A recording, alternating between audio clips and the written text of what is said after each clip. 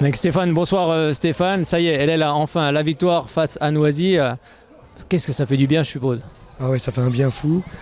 Déjà, juste pour nos filles, pour nos bénévoles, pour le public, pour tous les gens qui continuent à croire en nous malgré les difficultés. Enfin, voilà.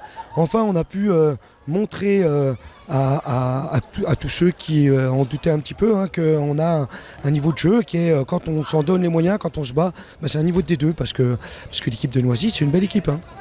Oui, comme on le disait avec Lorraine tout à l'heure, c'est sans doute le match référence cette saison.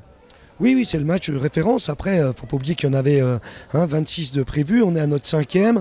On a déjoué sur certains matchs. On a fait des bonnes mi-temps, mais pas complètement sur d'autres. Le match d'Arenheim nous a vraiment nous a fait du bien malgré la défaite. Tu vois, et vraiment, ça nous donnait des espoirs pour samedi. Oui, c'est vrai que ce soir, vous avez fait une bonne entame de match. Vous avez mené de plusieurs buts avant que Noisy renverse un petit peu la situation. On a vu des guerrières ce soir.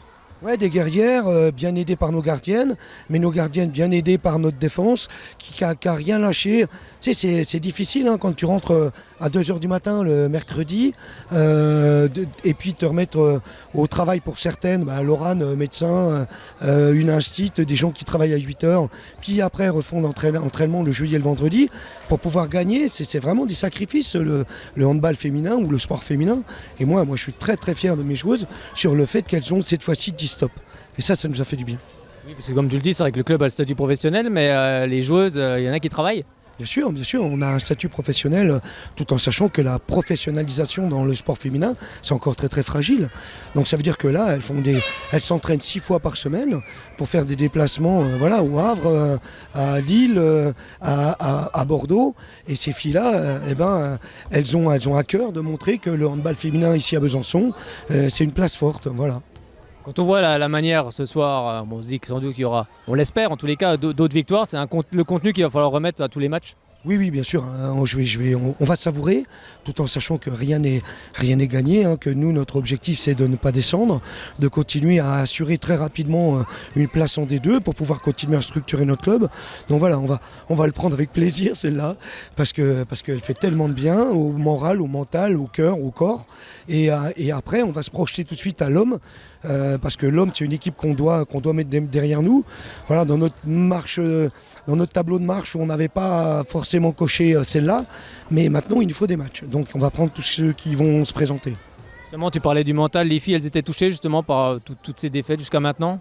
Oui, touché parce qu'on n'avait pas l'habitude de perdre. On n'avait pas perdu l'année dernière. Donc c'est vraiment... il a fallu qu'on enlève nos maillots de l'année dernière, qu'on se remette à nouveau sur un bleu de chauffe pour endosser un maillot de D2. Et même si c'est symbolique, c'était la réalité. La réalité de leur fonctionnement. Il y a un moment, il fallait faire plus, mieux peut-être. Là encore, c'est pas parfait.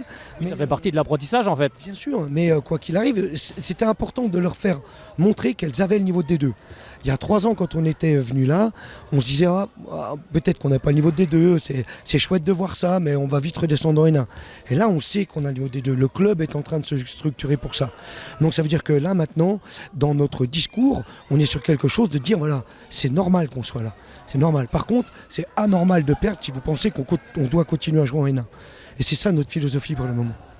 Alors justement, comme tu le rappelais, le prochain déplacement ce sera du côté de Lille qui est juste devant vous au classement. Il va falloir s'imposer. Oui, bien sûr. Voilà, c'est toujours pareil. On va dès lundi reprendre la vidéo. Il y a quelqu'un qui nous fait la vidéo, Corentin Mercier, qui fait du très très bon travail, qui personnalise pour les filles. On avait travaillé, tu vois, un peu sur la gardienne.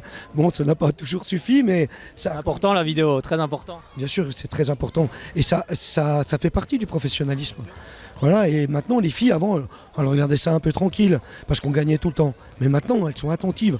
Quand on dit des choses stratégiquement, où elles ont un droit aussi de parole, elles savent que c'est comme ça qu'on a engagé des stratégies, des choix de jeu, parce qu'on a vu la vidéo, parce qu'on a discuté avec elles des choix qu'on va faire.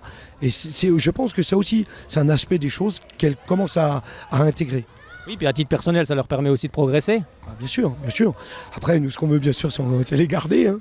Mais il y a des filles là qui ont enfin montré avant, c'était par intermittence. Là, il y a une vraie régularité de niveau de jeu des deux. Moi, je suis très fier de ce qu'on a fait avec Cher et puis avec Arnaud, le préparateur physique. Je suis très fier de la qualité de ce qu'on a présenté là. Voilà. Merci beaucoup Stéphane, encore bravo pour cette première victoire et puis à très bientôt ici au Palais des Sports. Reviens quand tu veux Fred, comme ça tu nous portes chance. Voilà. J'espère.